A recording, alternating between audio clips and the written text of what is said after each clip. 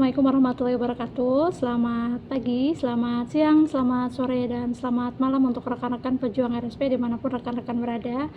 Pada kesempatan kali ini bertemu lagi dengan saya Wiwik dari Divisi Marketing PT Raja Sukses Propertindo.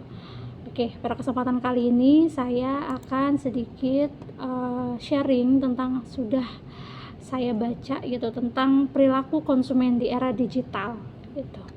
Nah, pada dasarnya nih, perilaku konsumen itu adalah sebuah kegiatan yang menjadi dasar bagi konsumen hingga pada akhirnya membuat keputusan untuk membeli suatu barang atau jasa. Nah, perilaku konsumen ini sangat berkaitan erat dengan proses pembelian. Proses pembelian di sini yang dimaksud adalah ketika konsumen melakukan pencarian, penelitian, hingga mengevaluasi sebuah produk gitu. Jadi perilaku konsumen juga berhubungan dengan kualitas sebuah barang atau jasa tersebut.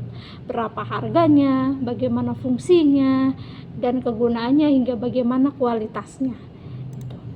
Nah, di era digital ini udah banyak perubahan ya yang mampu mengubah perilaku konsumen dalam banyak hal gitu. Internet juga sudah banyak memudahkan konsumen untuk mencari dan membandingkan produk, layanan, dan harga.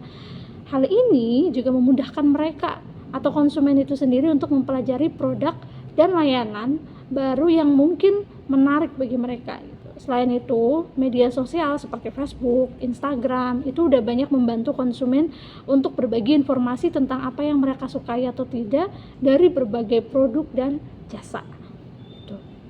Nah, kemajuan digital ini dapat mengubah perilaku konsumen gitu. Jadi kemajuan digital telah memperdayakan konsumen yang kini telah lebih terdidik dan terinformasi daripada sebelumnya gitu.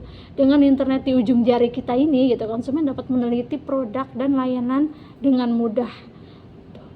Jadi konsumen juga dapat membandingkan harga, fitur dalam hitungan detik, bahkan menit, dan membuat keputusan yang tepat gitu pada apa yang mereka beli. Nah, konsumen ini memiliki akses dari komentar orang lain juga atau testimoni gitu yang sudah menggunakan produk seperti produk mereka yang sebelumnya gitu ya. Informasi ini dapat memberikan wawasan tentang perasaan orang lain terhadap penawaran sebuah produk.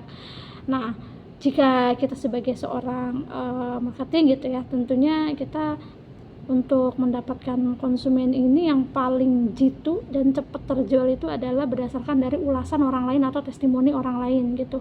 Atau konsumen yang udah repurchase, yang udah pernah beli rumah, contohnya karena kita bidangnya properti, dia udah pernah beli rumah dan dia menyarankan kepada saudaranya, tetangganya, temennya gitu atau koleganya, yang jelas itu akan lebih mempan atau lebih manjur dibandingkan kalau kita baru ketemu sama pertama kali ketemu sama orangnya gitu.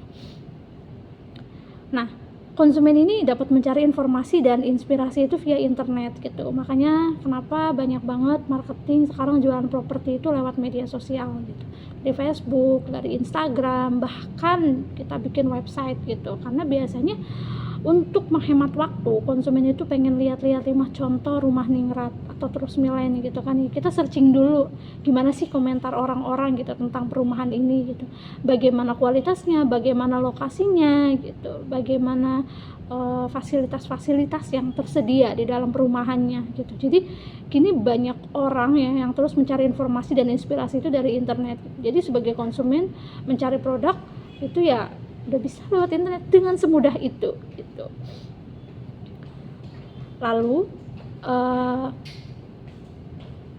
sebenarnya di era digital ini juga mampu mempengaruhi psikologis konsumen. Perilaku yang terjadi pada konsumen di era digital ini menghasilkan sebuah fenomena tersendiri, baik bisa kita lihat dari segi psikologisnya gitu. Yang pertama itu adalah menghindari kerumitan sebisa mungkin. Jadi harga yang murah itu udah nggak lagi jadi satu-satunya hal menarik nih bagi konsumen gitu. Bisa jadi kemudahan dalam pemesanan, metode pembayaran lebih disukain gitu. Kalau misalkan yang kedua itu adalah nggak mau ketinggalan zaman soal bergaya gitu. Jadi melalui internet informasi ini jadi menyebar dengan sangat cepat. Hal itu ternyata berimbas pada perubahan tren yang juga terjadi dengan sangat cepat.